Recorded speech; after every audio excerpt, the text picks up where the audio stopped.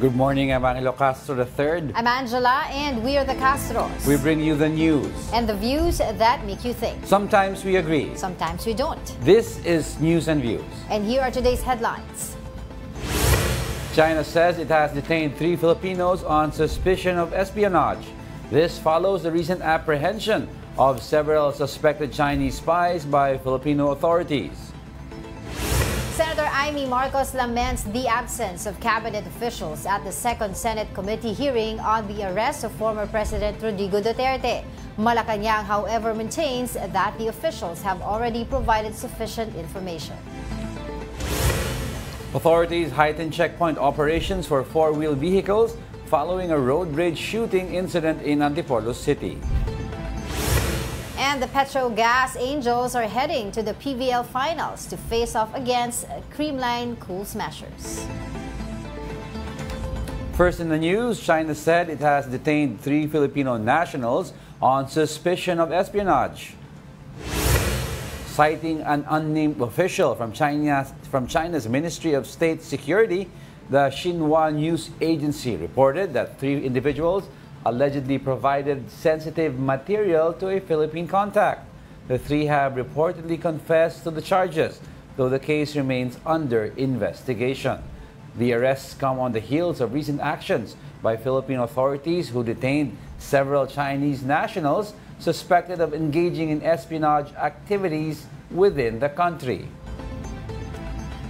Meanwhile, China maintains that its latest multi-subject drills around Taiwan are completely legitimate, necessary, and reasonable. China's Ministry of National Defense spokesperson Zhang Xiaogang made the remarks in response to a relevant query.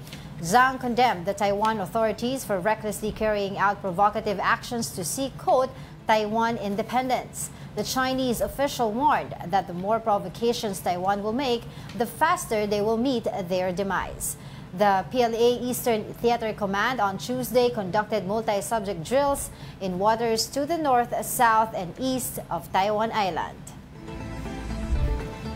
Yeah, escalating activities Yes. China, Philippines. Of course, yung sa espionage, medyo concerning ito. Yes. Kasi the Philippines naman denies engaging in such activities, but yet, ito may confession. So, Yes. what's happening? I was talking to Jonathan Malaya, Yes, Assistant Director General. ng National Security Council natin. And yun nga, sabi niya, medyo, kumbaga, delikado kasi yung pag-usapan pa, di ba, medyo sensitive pa yung issue. They're trying to get more information before they can divulge certain information. Kasi, sabi ko nga sa kanya, prior to this, there were articles written about Filipinos nga detained, mga taga-Palawan, sinasabi daw na nag-aral doon under a program between China and the Philippines. Tapos after 2 years, he went back here and then went back to China. Parang na-recruit daw of Sam Ricky Herrera. So I was asking him nga, sabi ko sa kanya, ito ba the same Filipino that we are talking about na ngayon na ni-release ng China? Yun din ang sinabi ni ADG Malaya na hindi pa sila sure. No? They're still investigating itong accusations na ito at hindi pa na nga nila pinapangalanan. Pero ang China, through their source, dun sa kanilang newspaper, nilagyan na nila ng pangalan eh. No? So, of course, syempre, yung magkabilang panig, hindi nagkakatugma ng mga sinasabi. And we have yet to see also yung final investigation nga ng National Security Council on this. Just to summarize it, we really don't expect anything yet because these are sensitive for both countries. These are sensitive information we're talking about. National security na ito. But let's see, as the investigation gets rolling, we'll see kung talagang nagpadala ba tayo ng spies or these are members of the Philippine government na hindi na natin nakakausap or merely totally we will deny it and wala talaga tayong pinadala, di ba? So let's wait Kaya and see. nga, at saka ang isa pa doon na gusto natin din malinawan kasi if totoo na meron nga iba pa to, no? Or totoong ito yung sa taga-Palawan na sinasabi, Palawan na taga-Palawan na nakatira na nakulong sa China. This happened daw mga 2024 pa, late of 2024, pero nagkaroon na ng article March.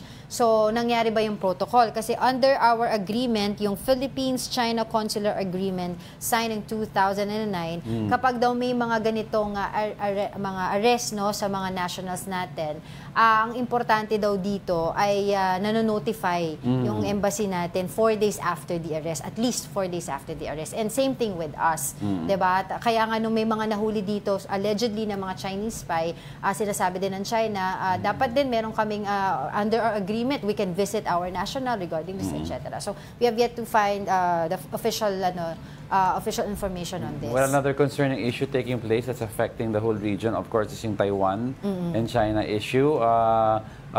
With heightened drills kasi ang China, and one of the biggest military drills around the Taiwan area, which is concerning para sa Taiwan because although may mga drills naman before, but not yung ganito kalaki daw yung scale to a point na pati yung missile, they're launching missiles to test yung capability. But we all know naman when you say test capability at nagde-drill ka, you're showing your neighbors. Show of force. You're showing your neighbors ano yung capacity mo. Show of capability. So kinabahan ng Asian region because bihira yung ganito, ang proximity na ganito, very close to Taiwan, bihira ang China to do things very closely. Parang nag-escalate ang issue.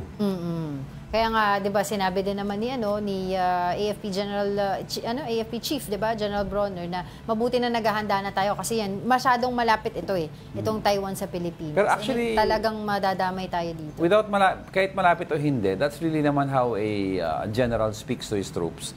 Every day. Maghanda kayo, mag-prepare kayo. May assumption, dapat sila kasi lahat may assumption every day na may mangyayari. Yeah. Diba? Yan ang trabaho nila. Dapat proactive. They have to assume the worst so that when something happens, ready sila. So let's not put too much color into it. That's just the way the military functions. Pero in hindsight, a lot of leaders in the Western powers don't feel na China will baka hindi sila mag-invade. Well, do they have the money to sustain a long-term invasion knowing na kukonti ang Western powers na kakampi sa kanila? Yun ang question. Kaya nga diba yung nabanggit ko din dito the other day na parang sinasabi nila, the plan was it's either sa 2027 to celebrate nga daw yung 100 years ng centennial ng PLA, or baka hindi naman daw talaga mangyari for several reasons, which is yung sinabi mo nga na baka hindi kayanin financially. Tsaka China's fighting so hard to be part of the international community. Kasi baka magkaroon ng mga economic sanctions. And ang makikita mo, yung the way they've been behaving recently, parang they want to become an economic powerhouse. Di ba yung Silk Road Initiative nila? That stimulates economy, di ba? World economy. So, yan ang goal nila. So, parang hindi akma yung supposedly usap-usapan na they want to invade because gusto nila palakasin yung economy nila. But let's see. It's worth monitoring because we all have to keep our guards up. But meantime, in other news, Senator Amy Marcos claimed that the Philippine government assisted the International Criminal Court in its investigation of former President Rodrigo Duterte prior to his arrest. Now, here's the report. There were lots of empty seats during the second hearing of the Committee on Foreign Relations headed by Senator Amy Marcos. Only 3 resource persons attended the inquiry, which was focused on former President Rodrigo Duterte's arrest. Senator Amy shared information suggesting that the Philippine government had coordinated and communicated with the International Criminal Court before Duterte's arrest. She also claimed that certain ICC personnel allegedly entered the Philippines as early as last year. Among them were Glenn Roderick Thomas Cala, Maya Destura Braquin, William Rosato, and Amir John Kasam. Senator Amy Marcos revealed that these ICC personnel even requested protection, details, and transportation while in the Philippines. Maliwanag na merong mga dumating na ICC at nagpakilala bilang tauhan talaga ng ICC na may kanya-kanyang espesyalidad. May protection expert, may investigador, may interpreter, may abogado. Humingi rin sila ng protection detail and transport sa Pilipinas. So maliwanag na ang Pilipinas ay tumulong at talagang nagpakita ng partisipasyon. Matagal na ito, Mayo pa, tapos October pa, kaya nagtataka po tayo kung bakit tinatanggi ng ating mga opisyal na may ganito. Furthermore, the ICC reportedly requested several pieces of information from the government, including bank account records of an individual, blotter and police records from the Batasan Hills Police Station in Quezon City, and hospital records from East Avenue Medical Center. These records were allegedly used to issue an arrest warrant against Duterte. Senator Amy also scrutinized the so-called upland pursuit previously mentioned by CIDG Chief Nicolas Torre. These plans allegedly detailed the arrest of former President Duterte, proving that the arrest was not abrupt but carefully planned. Maliwanag na ang PNO had prepared a secret plan, upland pursuit, to detain PRRD, including scenarios of arresting him either in Manila or Davao. It also contained maps of properties of the former president, his partner, his allies, with arrows labeling the nearby streets where the PNP could access the property. Even the airplane used to transport Duterte to The Hague was scrutinized during the hearing. Madalas gamitin ang eroplanong ito ng ating Pangulo at pinagtatakaan namin dahil napaka-stricto ng security para sa Pangulo, hindi po ba? At alam natin na meron rin naman presidential plane ang Air Force. Kaya't eto nga, nagiging himala kung bakit iba yung ginagamit at bakit nagamit ulit pagkatapos dinala si Presidente Duterte, ginamit ulit papunta sa amin sa Lawag. Meanwhile, Senator Bato de la Rosa condemned the executive branch official snub of the Senate hearing. He immediately called for a subpoena of all absent officials so they could face the next hearing. Wala na respetuhan ito sa isang kapwa co-equal branch of government. So, Madam Chair, I would like to move that we issue a subpoena to these government officials to require their presence in the next hearing. Palace Press Officer Undersecretary Claire Castro brushed aside De La Rosa's warning. Nasa kanya po yan. Kung magpapasupina siya, siguraduhin lamang din po niya na siya po ay magpapakita. Hindi po ba niya natatandaan na nagkaroon na ng first hearing? Siya po yata yung wala. That was an opportunity para sa kanya para magtanong. For his part, Executive Secretary Bersamin once again invoked executive privilege in the decision to skip the hearing. Yung invitation ni Senator Amy was quite specific about the topics. We determined that there are many probable or likely topics na covered by those matters that would come under yung executive privilege. Our cabinet secretaries and other executive officers would be not forced to respond to questions concerning those matters. Senator Amy said another hearing will be conducted where she expects the absent cabinet members to finally attend. All 20 Filipinos arrested in Qatar over an unauthorized rally have been released. According to the Department of Migrant Workers, the group was granted provisional release while the investigation continues. The group is comprised of 12 men, 5 women, and 3 minors. They held a rally in support of detained former President Rodrigo Duterte. The DMW noted that while the OFWs are on provisional release, they are not yet allowed to return to the Philippines. We'll be back with more stories after the break. Keep it here on One News.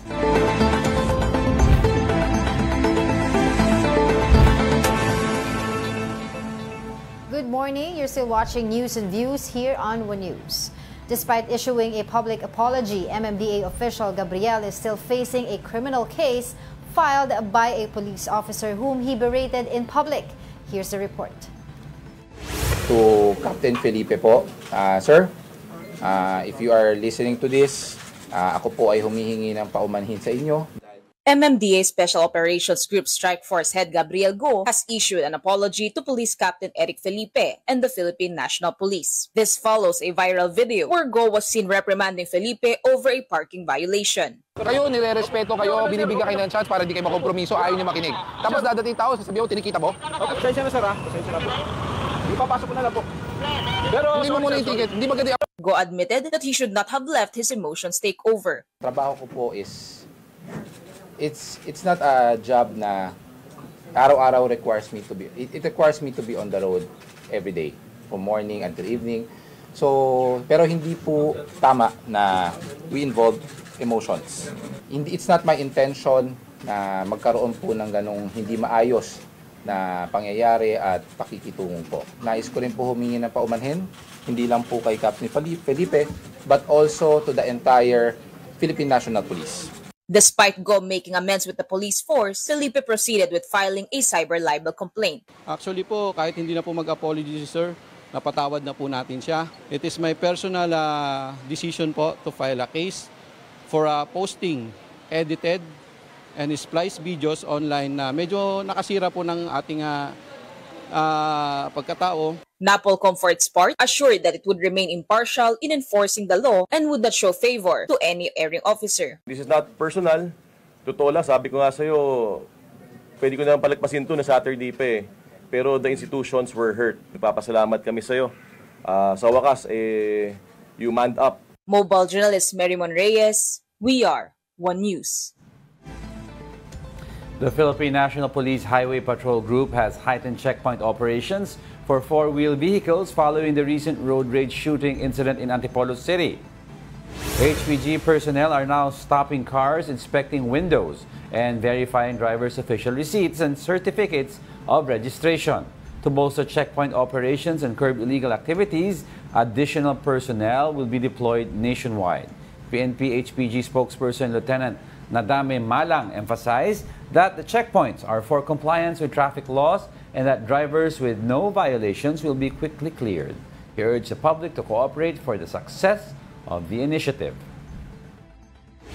Stick pa rin po ang ating highway patrol group, mapamotor man to or mapakotse po, talaga pong kailangan po nating i-adhere yung tinatawag po nating plain view doctrine. Ano po ba ang hinahanap kapag tayo po ay dumadaan sa checkpoint? Unang-una po dyan ang ating pong mga lisensya, tama po ba? At pangalawa po dyan yung ating pong ORCR.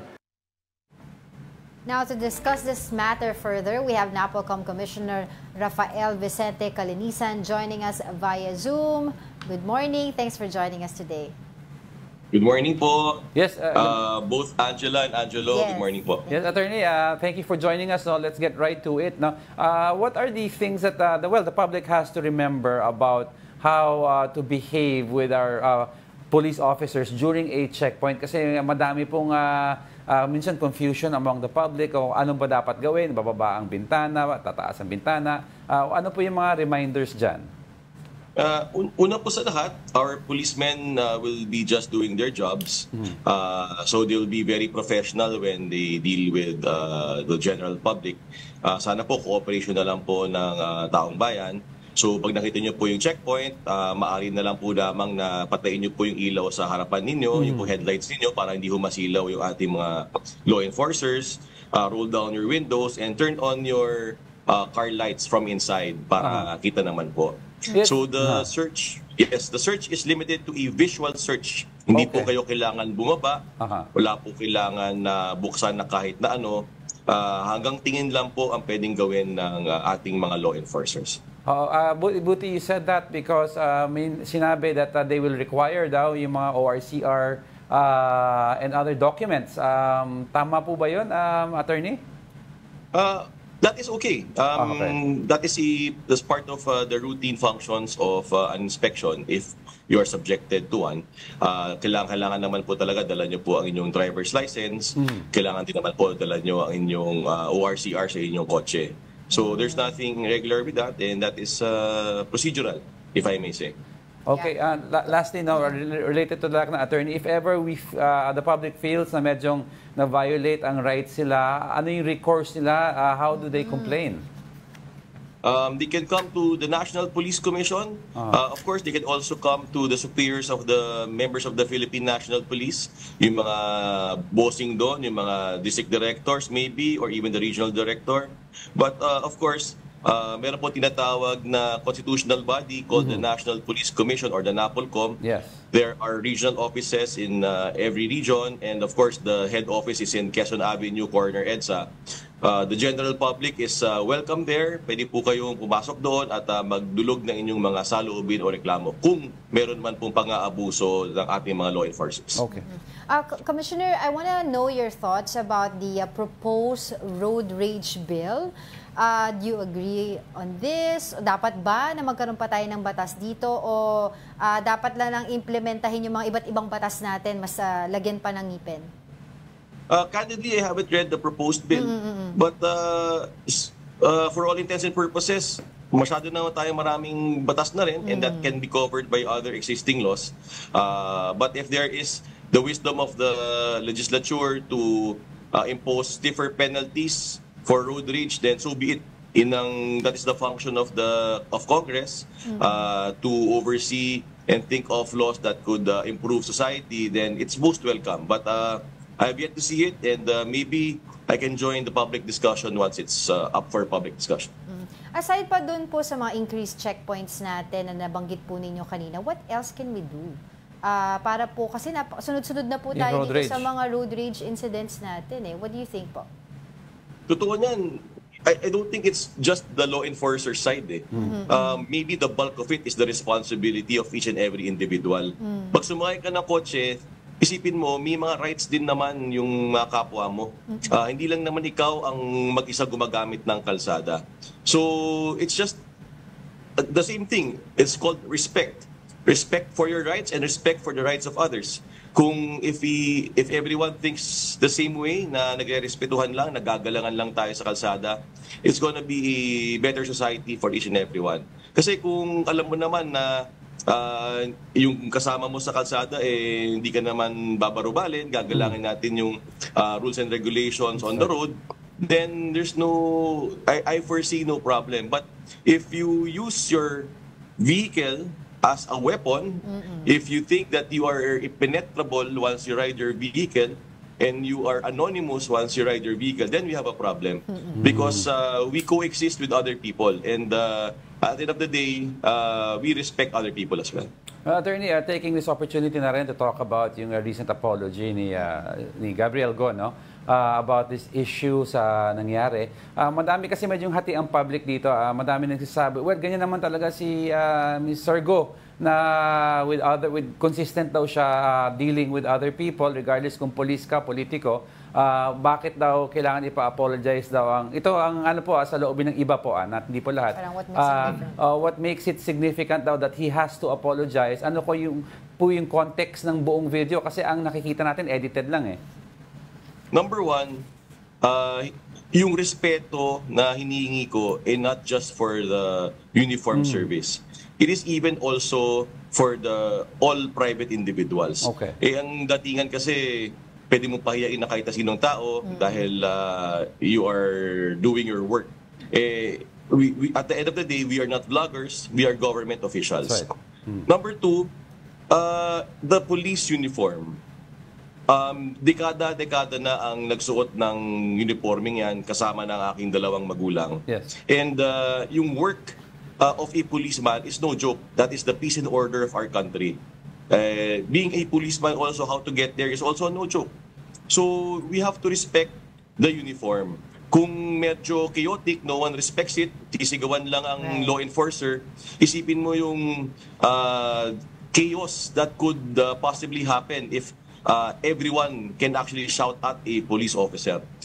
We are not setting the right example. It does not mean that law enforcers or policemen are exempt from the law. Lahat po tayo pantay-pantay. Kung nagkamali po ang pulis, ipaparasahan po natin. Kung kailangan pong tikitan. Kung kailangan kasuhan. Pero what I'm just asking for is some courtesy to someone wearing a uniform. During that time, Mr. Go was not even wearing the MMDA uniform. And he was berating a fellow law enforcer who the day before actually saved his life. So I'm very happy that Mr. Go man up, siya ay nagsorry na, saradong libro na ho yan sa MMDA at sa PNP, kasama na po ang NAPOLCOM. Hindi naman ho magbabago ang relasyon ng MMDA, PNP at NAPOLCOM. Tuloy pa rin ho ang serbisyo namin at pagtutulungan ho natin. Commissioner, it's good that you mentioned na kapag may kasalanan, ang hanay ng pulisya, parusahan. No? So for the sake of fairness po, yung po bang uniform personnel po natin ay yung nag-illegally park doon po sa lugar na yon, nabigyan po ba siya ng ticket, nabigyan po ba siya ng karampatang kumbaga parusa doon sa kanyang maling ginawa on that part? Yes, he was ticketed. I actually saw the ticket. He actually paid the fine. And that's that. It's as simple as that. Tikitan mo, wag mo nang sermonan, wag mo nang videohan, wag mo nang i-post. Right. Diba? I mean, I don't think that is the right thing to do. And at least he promised that corrective measures will be done. I cannot control Captain Felipe if he wants to file a case. In fact, he has filed one case yesterday. I think it's the libel case. Mukhang mag-file pa siya ng Data Privacy Act violation.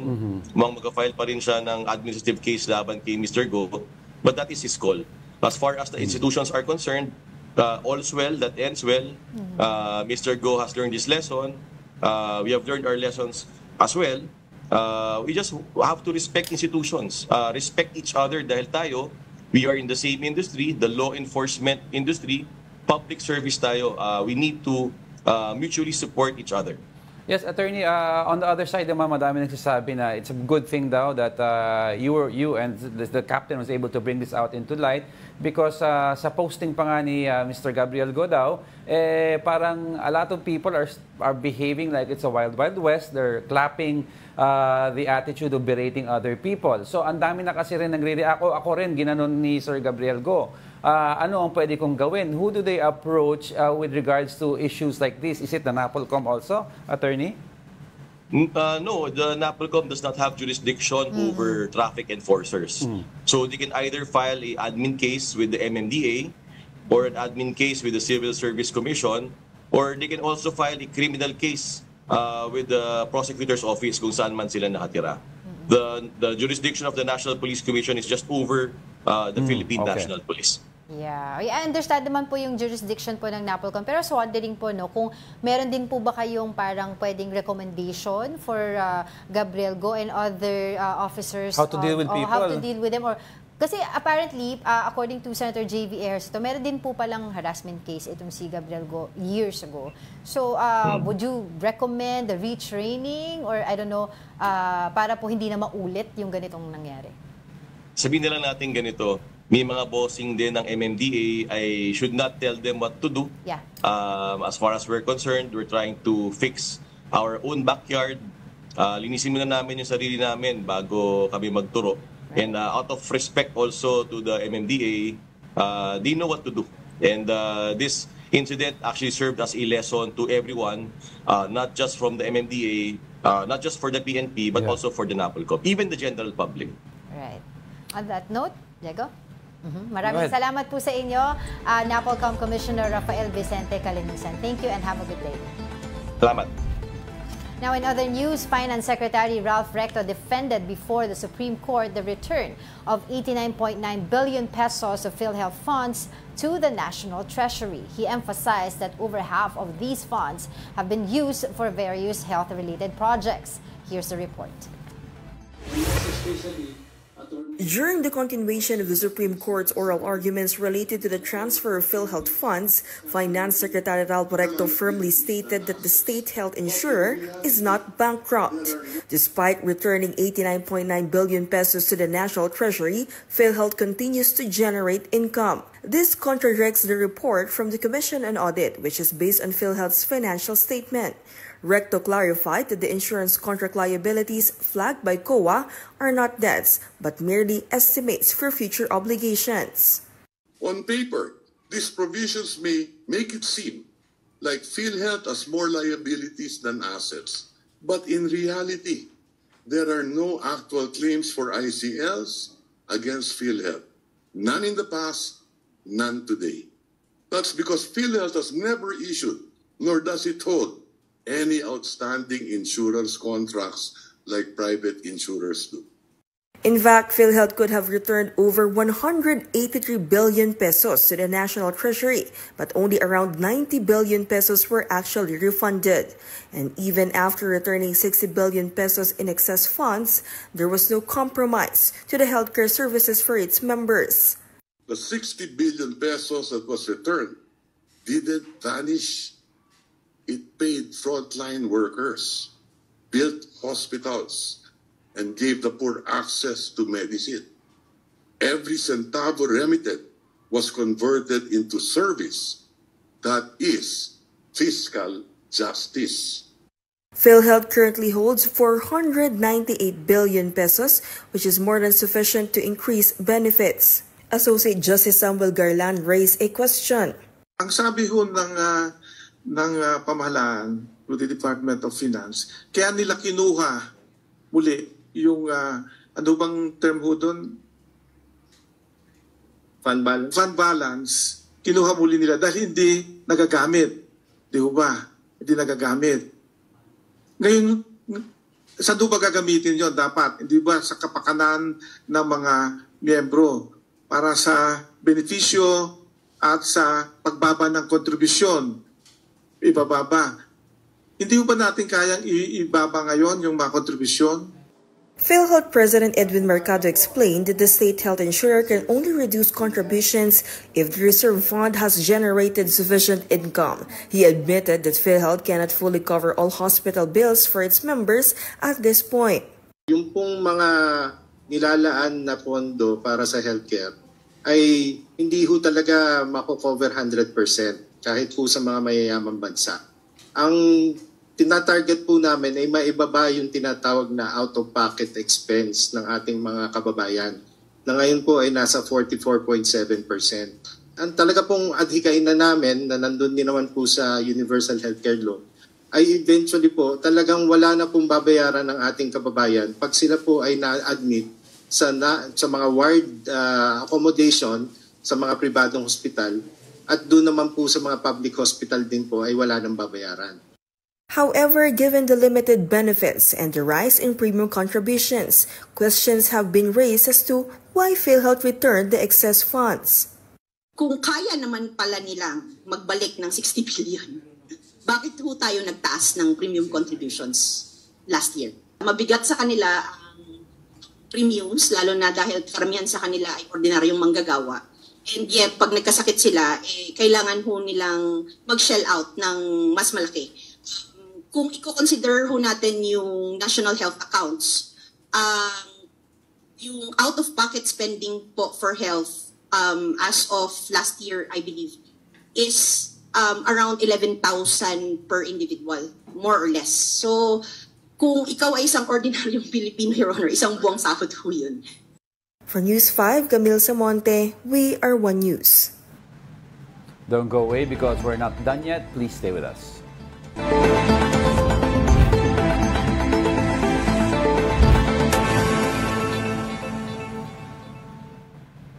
Welcome back. You're still watching News and Views here on One News. We'd like to thank Budas Belly, Margaritan, for our snack today. We have our buchi and our hakaw. Perfect kasi dahil No Friday. Meat Friday. No Meat Friday. Until, so Easter Sunday. No Meat Friday until Easter egg. Alright. Easter Sunday. Anyway, meron tayong breaking news ngayon all the way from South Korea. That's because kanilang presidente na si Yoon Suk-yeol, if you can remember, declared martial law last year. Kaya nagkaroon sila ng worst political crisis ng kanilang bansa. Pero saglit naman nabawi agad, ay siya po ay officially impeached. Yes. No, ngayon. At personally, meron din siyang hinaharap na criminal charges after this impeachment. So, yes. We will see, according sa kanilang constitution, dapat within 60 days, meron na silang ma-elect na susunod na presidente. And we'll keep you updated on the developments of this story.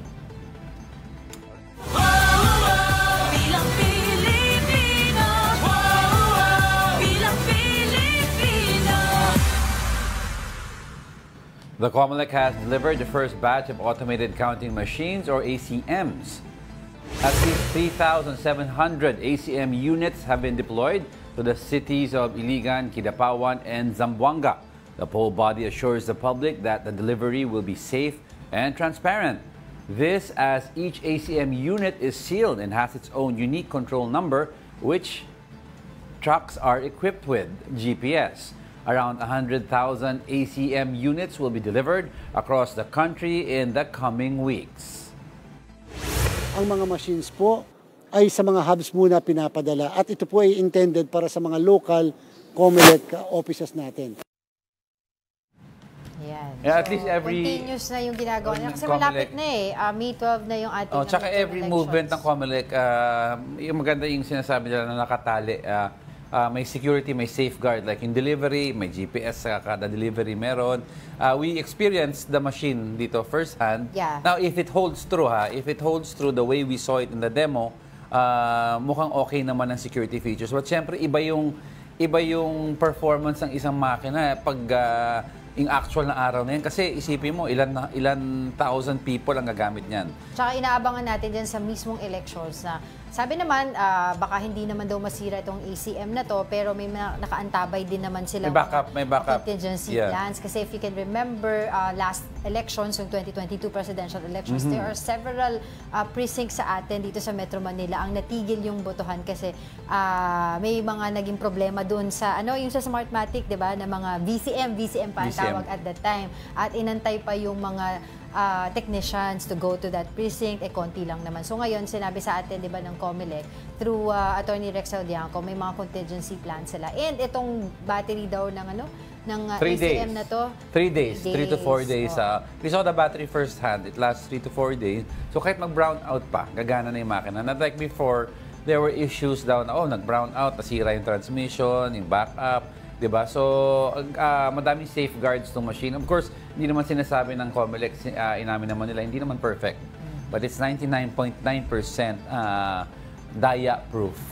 The rest is up to the people manning the machines. Of course, yung makina, baka mahirap dayain. But kailangan bantayan din natin yung mga people running the machines. And to be fair naman, lahat ng ginagawa ng COMELEC are really transparent. Yeah, diba? As much as possible, may kasama sila laging media dun sa mga ginagawa. Like this one, delivery of their ACM in different parts of the country.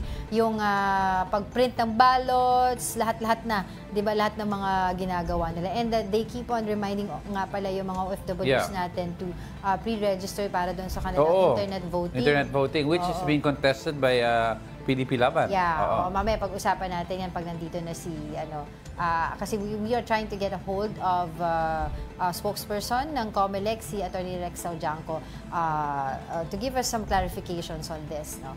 Okay, so, right now, PDP Laban has asked the Supreme Court to halt internet voting for overseas Filipinos in the upcoming midterm elections. The political party filed a petition for a temporary restraining order or TRO on Thursday. They said it violates Section 31 of the Election Automation Law, which mandates manual counting of ballots at the precinct level.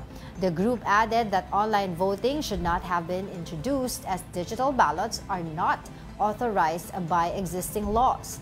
COMELEC Chairman George Garcia said they are ready to defend internet voting before the Supreme Court.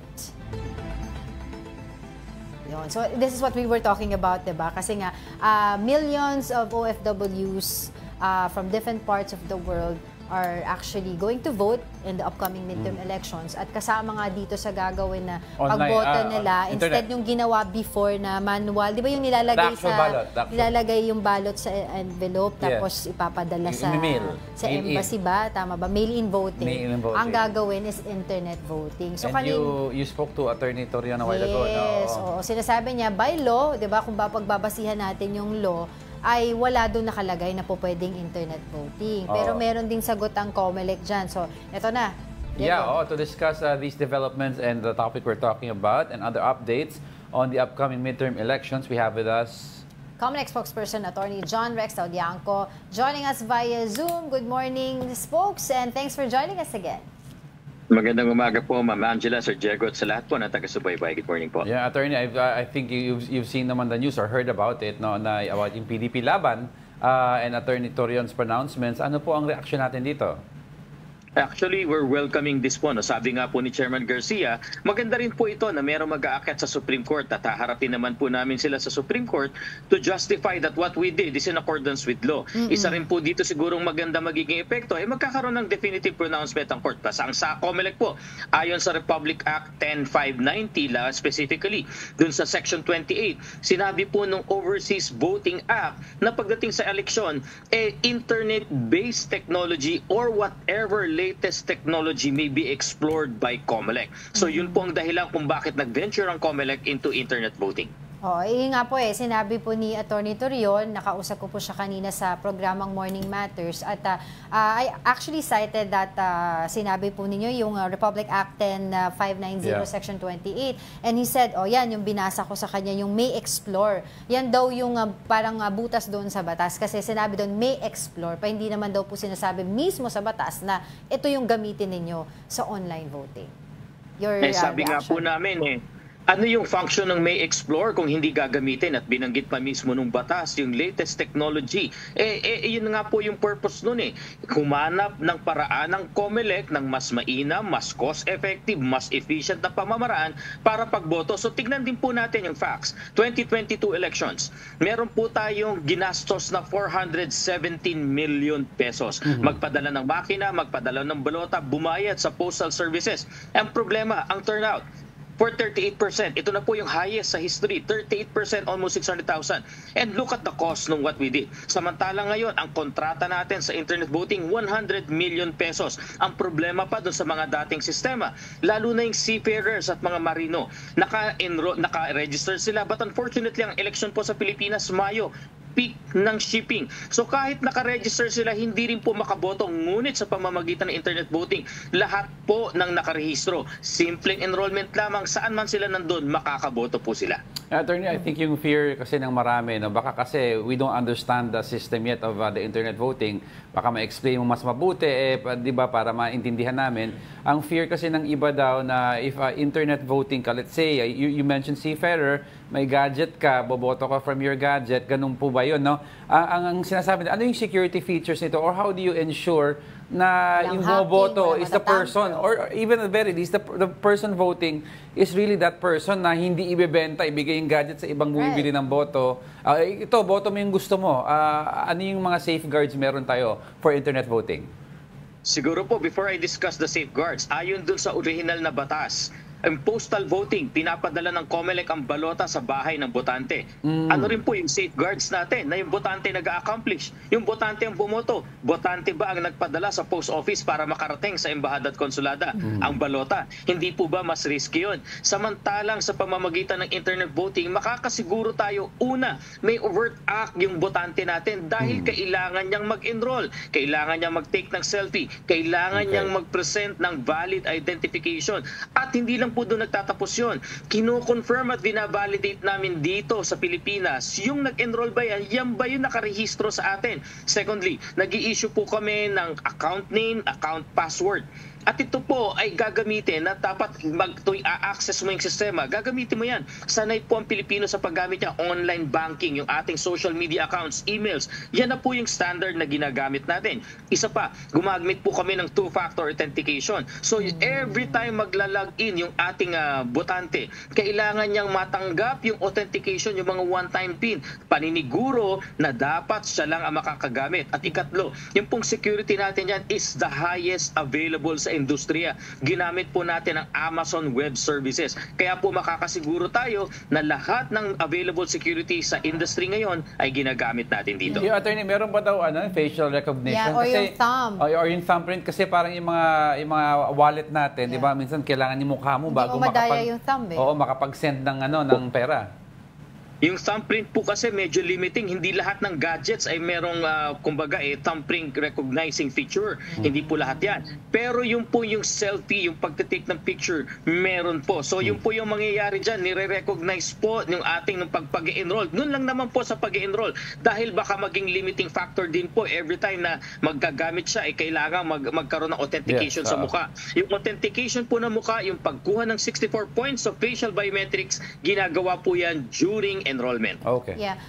Spokes, should the Supreme Court act in favor of the petitioners, what happens next?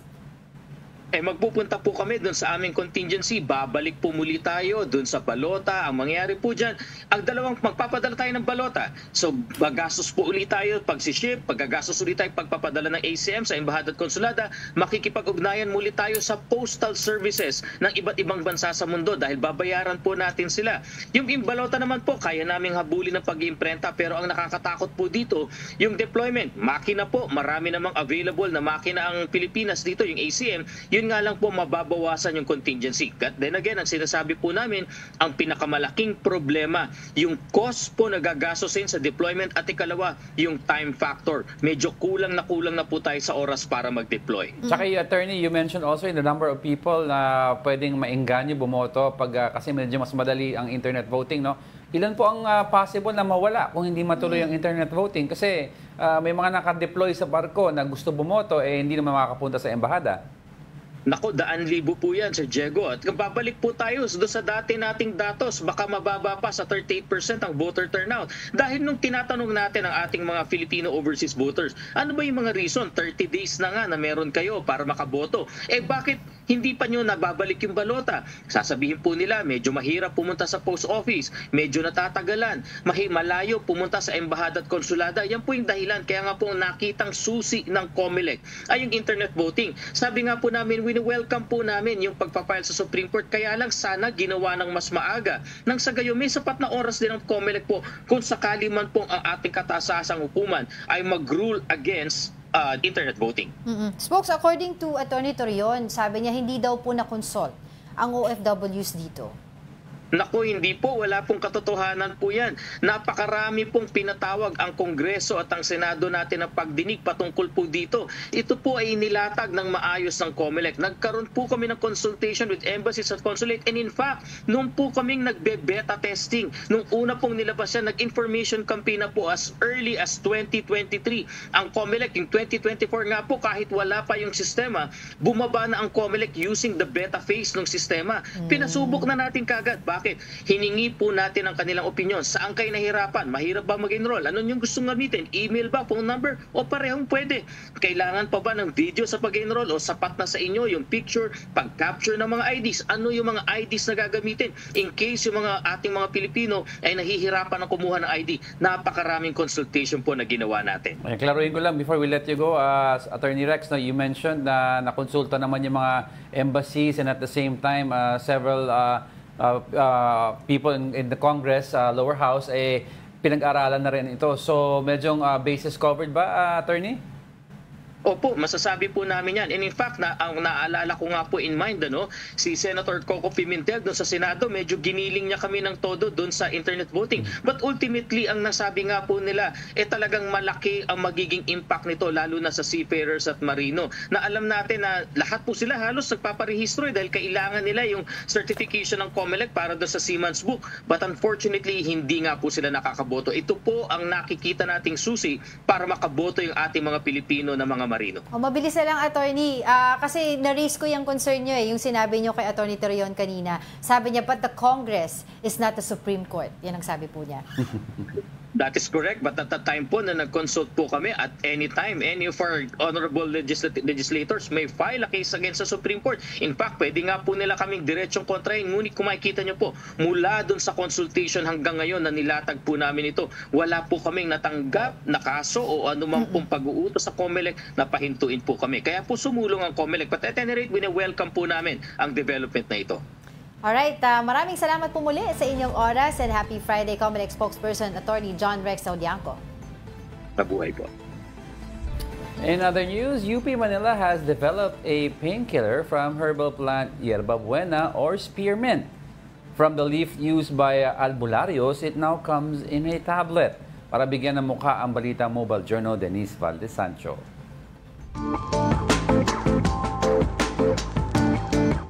Guilty tayong mga Pinoy na kapag may kumirot, iniinuman agad ng gamot. Pero may mas epektibo at ligtas na gamot na raw dyan. At mula yan sa isang halaman. Ito ang Mentha cordifolia opis o mas kilala bilang Yerba Buena, mint o spearmint. Ito ang ipinagmamalaki ng University of the Philippines, Manila bilang natural na alternatibo sa mga komersyal na analgesics o pain relievers tulad ng paracetamol at ibuprofen. we noticed that the folk healers or our local albularyo's are using yerba buena as part of a concoction that is being used as a pain reliever. This is where NIRPOM took the idea of developing yerba buena further.